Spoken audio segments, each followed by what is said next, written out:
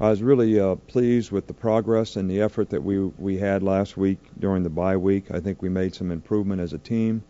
We had good focus on what we were doing. We did have an opportunity to work on some of the future opponents that we have and some of the issues that they might bring, but and we're able to work to some degree at some time against a little bit of what LSU does.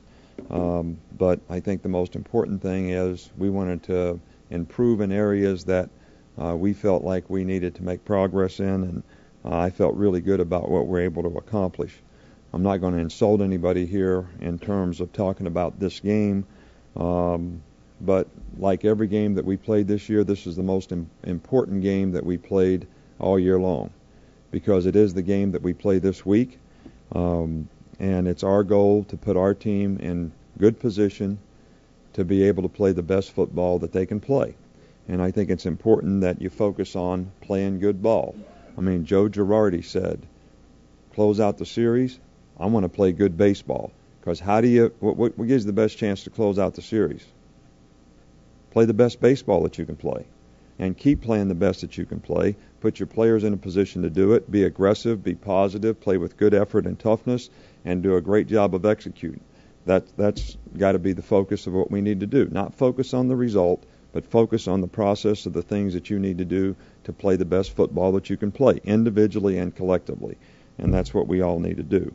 So the game is about the players, and there's a lot of good players, and this is two very good teams that have good players on both sides.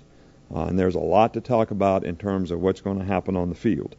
And, Les Miles has done a fantastic job in the 5 years that he's been at LSU. They always play with toughness. They play with great effort. They're well coached on both sides of the ball and on special teams. Offensively, they've done a really good job. The quarterback's done a good job for them. Scott's a good runner. They got lots of good skill players, two really, really good wide receivers.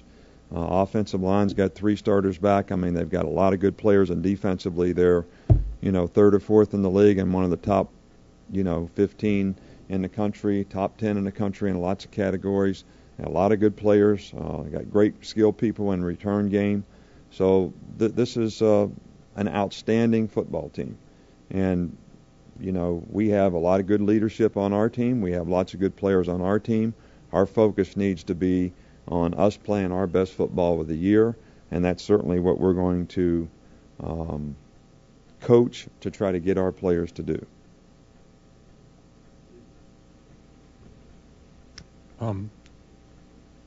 Two things, Coach. First, could you update us on Colin Peak and how much, looking back, did his absence affect the offense last week? Well, Colin ran in the pool yesterday. He's going to run today, so it'll be day to day to see how he can do. Hopefully he'll be able to do some functional things on Tuesday, and if everything goes well, we're hopeful that he'll be able to play in the game and contribute in the game. There's 2 other guys that have been bothered for quite some time with muscle pulls, Terry Grant and Dre Kirkpatrick, and they're kind of day-to-day, as well. Even though we tried to rest them some last week, both guys this has been kind of an ongoing thing with both guys that, we're going to try to continue to see if they can respond to the pulls that they have. And the second part, just the Tennessee game was so emotional. How much did the off week help just to sort of put you back on an even keel? Well, I think that when you play 8 games in a row, I think everybody's a little tired emotionally, mentally, physically, and it's been my experiences when you play more than 6 games in a row without getting some rest, it gets to be a little strain, on players to continue to make progress. So I think that the bye week did everybody a lot of good in terms of getting some rest, physically, mentally, emotionally, in every way in terms of finishing the season. Coach, can you just talk about how you feel about the pass protection you've gotten from your offensive line this year and the challenge that LSU's pass rush should present? Well, I think that our passing game needs to improve. I think that it starts with the protection, and I think that in the last few weeks we've gotten a little more pressure than what we got earlier in the season. LSU obviously has some very good pass rushers. 84 being one that is a pretty significant guy on the edge. And I think it's going to be important that if we're going to improve in the passing game, that every part of that improves. Protection improves, route runners improve, quarterback execution improves. Everything needs to improve. And it certainly starts up front because I think that's what can affect the quarterback the most in terms of him feeling like he can have the time to do what he needs to do to make good choices and decisions in the passing game, get the ball the right place. Coach, 2 questions for you. I'm just curious if your message or mantra changes to your players these last couple of games of the season. No, I think that, we focus on the same things all the time in terms of what it takes to play winning football. That's what you want the players to focus on. I know it's a result world, but great competitors don't focus on the results. They focus on what they need to do to get the results. And sometimes that's difficult to do, especially with a lot of the external things that we live with. But that's the most important thing, to playing your best. Maybe we were affected by that a little bit in the last couple games. And I think we need to, it takes away your aggressiveness. I've said it before. You want to be aggressive and have high achievement motivation in what you're doing. Not lots of anxiety. Low anxiety, high achievement motivation. Best way to get results. And that's what, we're always trying to promote. And the best way to do that is to focus on the things you need to do to have success.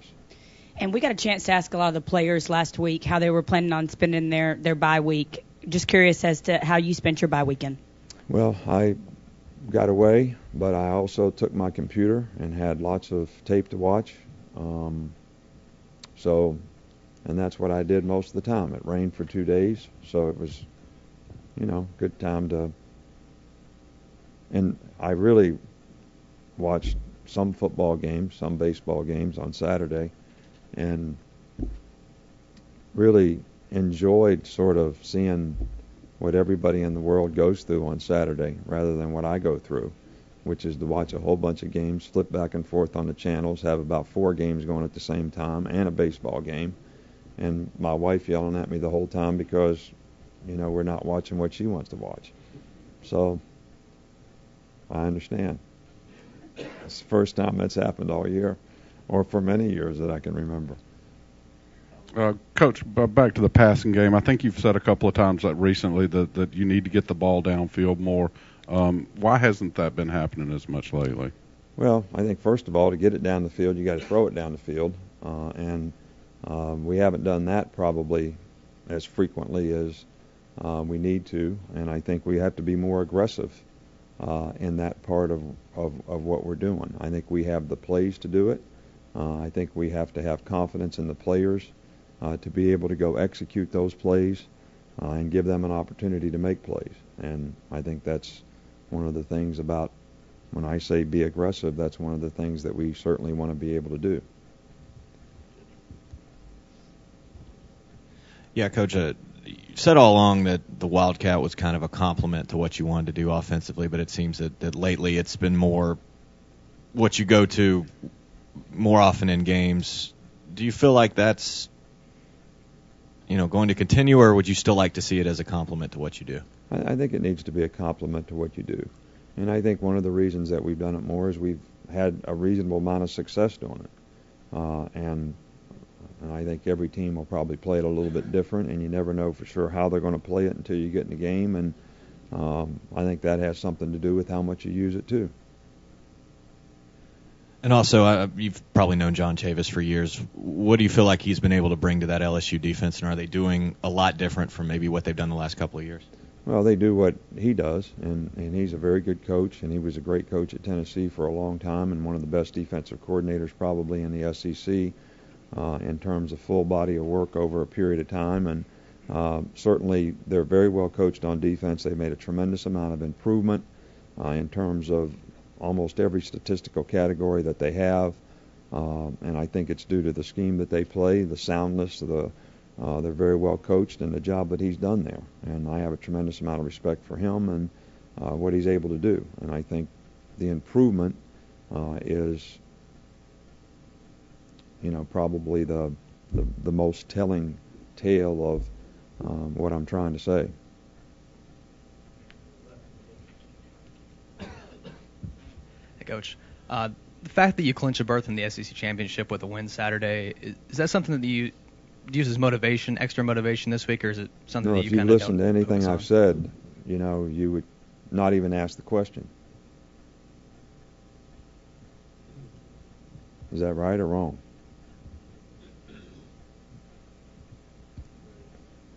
I mean, I gave an example of what Joe Girardi said about closing out the series. What did he say? Did you hear that part? Just want to play good baseball. Just play our best football. Put our players in the best position to have success. That's what they need to focus on individually and collectively. That's what we need to focus on as a team.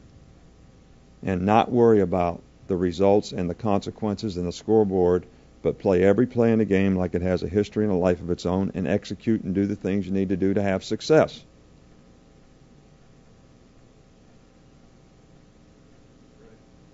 Do I need to repeat it again? I may be giving you a chance to repeat it again, Coach, so Okay, we may run through it again. But there is to get in a player's heads where they're not afraid to make mistakes when you've got this much to lose. And I know it's easy to say you play every play and everything, but how do you drive that home with them when they're not thinking about what they have to lose, but more what they have to gain? To me, you want to play aggressively and think about what you have to gain. And that's your motivation. Be as good as you can be. Play as well as you can play. Play the best football you can play. Put yourself in the best position to make plays and execute together as a unit. And every guy on the team understands that's the role. And that's the best way to get results. And I know it's easy to say, but that's what we would rather focus on rather than creating a lot of fear and negative motivation about here's what's going to happen if you don't. I'm going to threaten you with what's going to happen if you don't. It doesn't work with my kids. It doesn't work with our players. It doesn't work with anything. And I know that's what everybody wants to do. And I'm not sure. I think it's negative motivation, and I'm not sure people respond well to it. And I don't think many of the teams that I've coached, and we've been in some big games before, and so have our players. And they need to understand what they need to do to have success in those kind of games. And worrying about what you're going to lose is not one of them. But there's still a lot of football to play, regardless of what happens in this game for both teams. They got more games to play, and we got more games to play. And every one of those games are going to be just as important as this game. For a young running back, Ingram seems pretty decisive as he runs. Can you talk about that growth in him, his style of running and being a power back like that? Right. Well, I think there's, a couple things. I think Mark's very confident. Got to play last year a lot as a freshman, gained a lot of knowledge and experience by doing that, had a reasonable amount of success, and this year has just grown more confident. But, I think Mark's sort of a unique style of being a guy that has speed, has a make-you-miss ability to avoid tacklers, but has strength and power and is difficult to tackle as well, and has a tremendous competitive spirit about him, and is a true warrior in terms of the way he competes and the way he plays. So I think all those things contribute to his style and to his success. And, we're extremely pleased for the success that he's having. He would be the first guy that would talk about his teammates and how they contribute to that, and also to some of the attention that he's created because of that.